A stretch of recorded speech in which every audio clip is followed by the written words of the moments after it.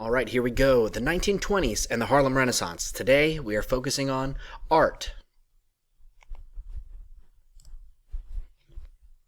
The first artist, the first painter we're going to talk about is Georgia O'Keeffe. Let's take a look here. All right, kids, let's get started.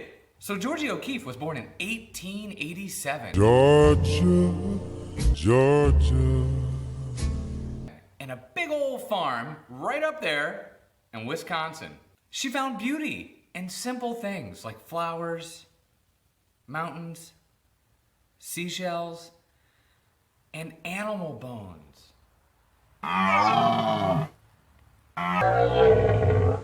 She loved painting things from nature. She didn't really like painting animals or people. It was more like nature things. And when she painted those things from nature, she would paint them big, bright, close up, and in a simple fashion. Sometimes she would even just paint things that she imagined in her head. Georgia was very good at drawing and artwork, so her parents said, "Hey, you should study and go to school for it." So she went to several schools. And at one New York City art school, she even won a prize. Georgia loved New York City because it was so busy and exciting. She would visit one art gallery very regularly. That gallery was owned by a famous photographer, Alfred Stieglitz. Yeah, sounds good. Years later, Georgia would marry him.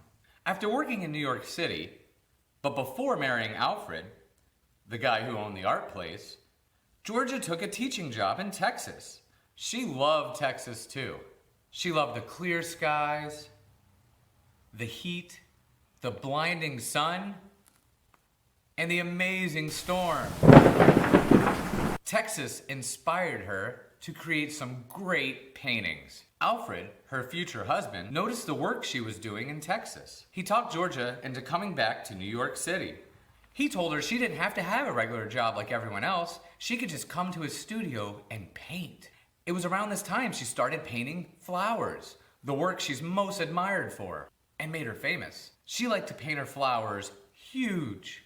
This was in the 1920s, way long ago, back when there were very few female artists out there. So her work got quickly recognized and everyone loved it. She continued working with Alfred and painting in his gallery. And by the time she was 37, they were married. Years later, Georgia returned to the desert. This time, New Mexico. She ended up spending the rest of her life there, even after her husband Alfred died. Georgia met tons of artists through her lifetime. Not once did she copy any of their artwork or take their designs or anything like that. She didn't even think her own work was that great. And that's what truly makes Georgia O'Keeffe amazing and original and unique. On January 10th, 1977, another long time ago, President Ford, the President of the United States at the time, awarded her with a Presidential Medal of Freedom. That is the highest honor that an American citizen can get. Georgia O'Keeffe lived to be 98 years old. She died on March 6, 1986. That is just 2 years less than 100 years old. She even painted up until a few weeks before she died. Okay. So what is Georgia O'Keeffe really known for painting? She's known for painting urban scenes. That was when she was in New York, painting about the city skylines and cityscapes. She's really known for painting the Southwest, and especially known for painting flowers. Here's one of her paintings right here. You know it's the Southwest if you look at the bottom and you see like the red clay, the red rocks.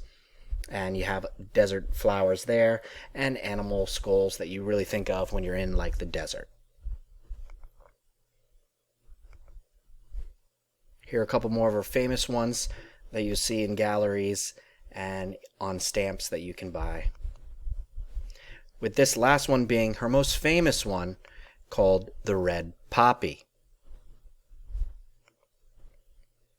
The second artist that we're going to take a look at today is Jacob Lawrence.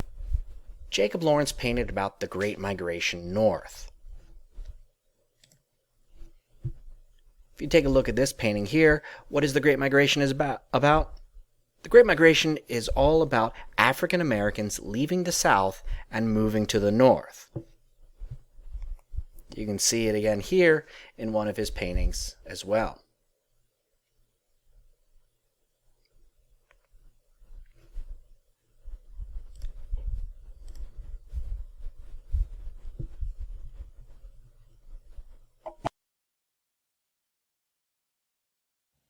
In tonight's Friday Art segment, the work of Jacob Lawrence, one of the most celebrated artists of the 20th century. His paintings captured the life and struggles of African Americans at a time when that was often overlooked. They're full of color and compassion and, above all, hope. Barbara Haskell, the curator at the Whitney Museum, explains. Jacob Lawrence is an amazing American artist. He was born in the South in 1917 and came to Harlem with his family in the 20s. And Harlem at that point was the center of African American culture. It was a time of incredible poverty, of course, but also incredible hope. And he began as a painter, and already at the age of 20, he did these remarkable series, were unusual in combining word and image. He would pick as his subject matter heroes from African American history. He did Frederick Douglass, Harriet Tubman, and what he would do was a sequence of pictures. So they were visual stories. So, for example, his Migration series, which is probably his most famous piece, it's composed of 60 panels that tell the story of the African American migration from the South to the North. Very poignant images, heartbreaking stories about racial violence and trouble. But there's a sense of people struggling toward a better life. But the thing that distinguished Lawrence even during that period is that Lawrence, one, he picked historical epics, but his work was never divisive. He told a story about his people in a way that communicated their perseverance and their inner strength. He really believed that he was painting the beauty of people's struggle to better themselves. In many ways, his work stayed the same as he aged. There's a remarkable consistency, this union of realism and modernism, as we call it.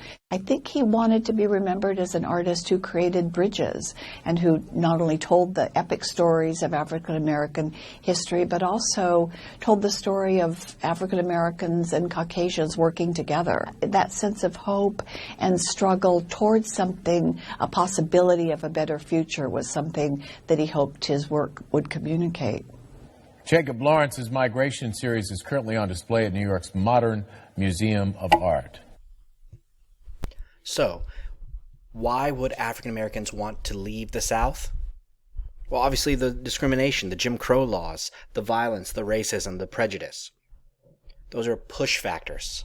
Bad things pushing someone out of an area. On the flip side, why would moving to the North or the Midwest be a pull factor for African Americans? Well, better job opportunities, less racism. Was there still racism in the North at that time? Of course, but definitely not as much as the South. Your activity, we're going to pass out a copy of George O'Keeffe's Red Poppy, and you're going to be the George O'Keeffe. You're going to be the artist and paint it or color it. And if you need any of the other 1920s or Harlem Renaissance videos we've used in class or any of these Google Slides, make sure you subscribe to my channel. You can click it right here, and I'll have the links in the video description below. All right. Thanks so much. Have a great day. Bye-bye.